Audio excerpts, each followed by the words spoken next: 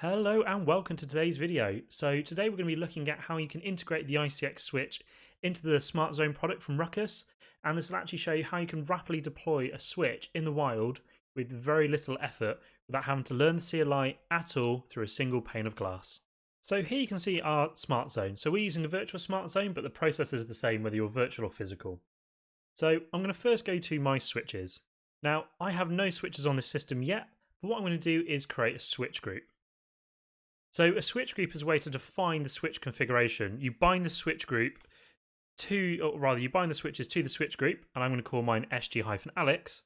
And then that means that any switch that's a part of this group will take the configuration either automatically or a way of managing it later on. So first of all, I'm going to jump straight into the configuration.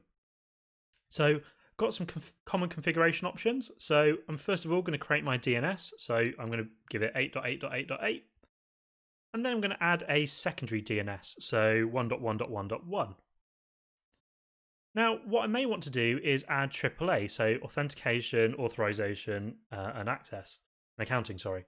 So you can see here that I've got local authentication. I can use SSH, and I can say which is the first preference, whether it be local or TACACS. I can then enable Telnet authentication as well, and it will throw up a warning saying that it also requires SSH to be turned on. So what we can then do is use authorization, whether that be Radius or TACACS again, and delegate what users can actually do on the switch, as well as actually log any accounting information.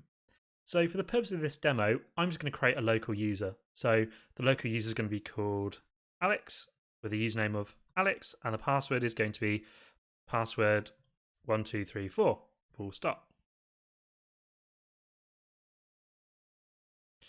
Now, I've got different privileges I can give as well, so I can either give it read-write, read-only, or port config, so I can decide what the user I'm creating is actually allowed to do.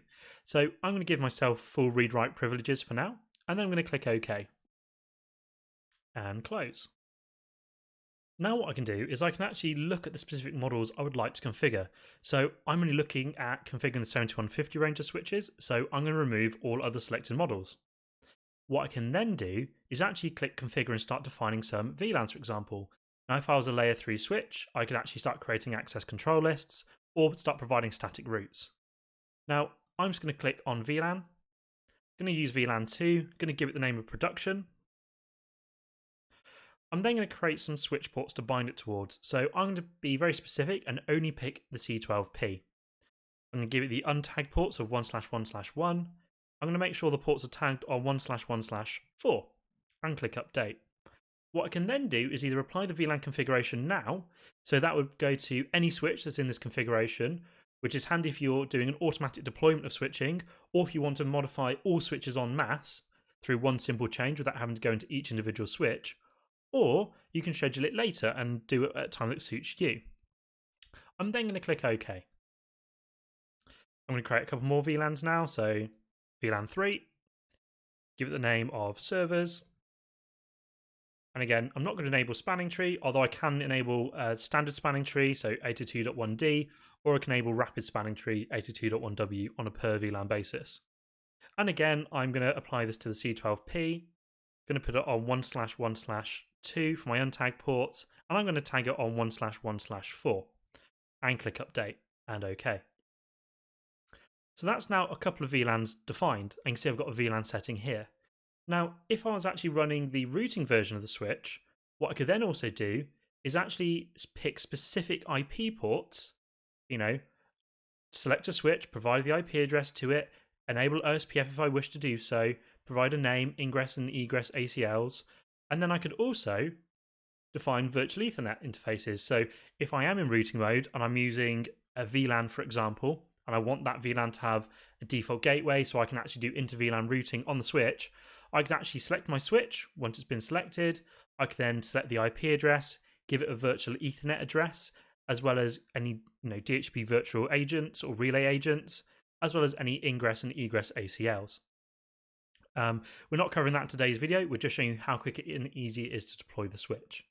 So that's my basic configuration done. So I've got a few basic settings on there, so DNS, AAA, and I've got a VLAN configuration set. What I'm now going to do to tie this all together is go to System. Now in System, I can create something called a switch registration rule.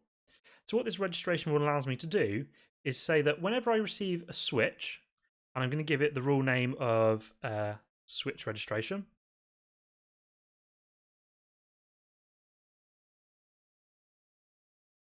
Whenever a switch now joins this smart zone with the private IP address of 192.168.1.5 between the IP range of 192.168.1.250, for example, it's going to automatically populate it in an SG-Alex group. Once it's done that, it will automatically start configuring the switch for me. Now, I could also do this based on subnet or model number if I wish to do so, but to keep things simple, I'm just going to do it based on the private IP address, and then click OK. So that's now defined. So I've got my switch group set up. What I'm now going to do is go over to my switch itself, and we'll take a look at the configuration that's on there currently. Okay, so here we have a basic switch. So it's fresh out the box with no configuration on there. So if I just do show run, you can see that it's got literally nothing on it. It's come out of the box on 8092 default settings. So what we're going to do now is we're going to reload the switch, and then we're going to connect the Ethernet cable to it, and using DHCP options 60 and 43, and I'll put a little picture on screen to show you the options that I've used, the switch will automatically connect to the SmartZone and begin downloading its configuration. So I'm just going to plug a cable in and reboot the switch.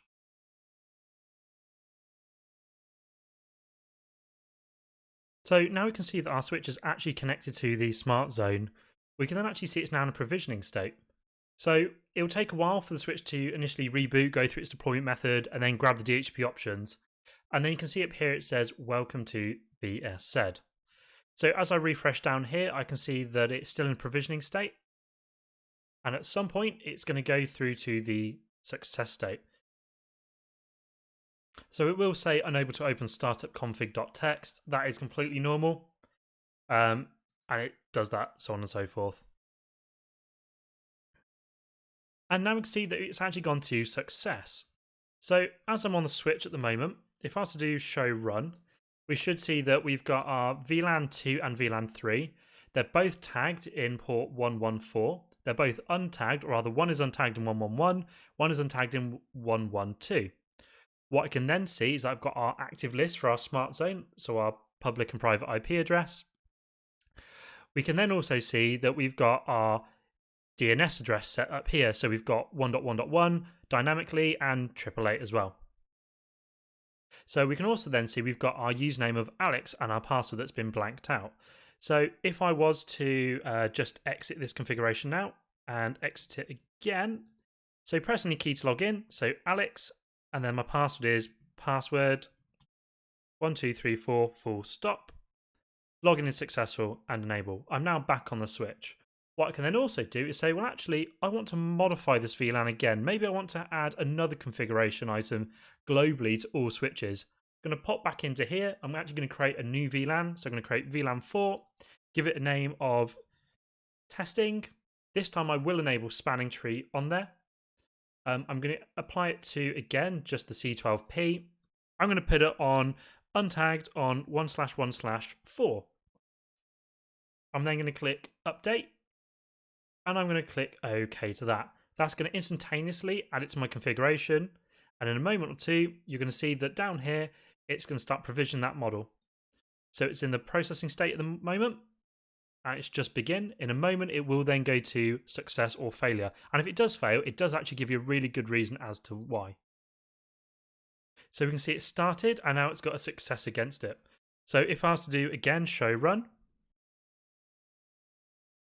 I can now see that I've got VLAN 4, it's untagged in port 114, and it's got spanning tree enabled. You'll also notice how quick it was to actually enable and push those configurations to it. So if you imagine a massive switch estate, you can actually configure a lot of switches very quickly en masse with very little downtime and very little CLI experience if you're not typically a switch person. But it's a very quick and easy way to actually deploy many switches en masse with a very similar configuration. And that concludes today's video, so thank you for watching.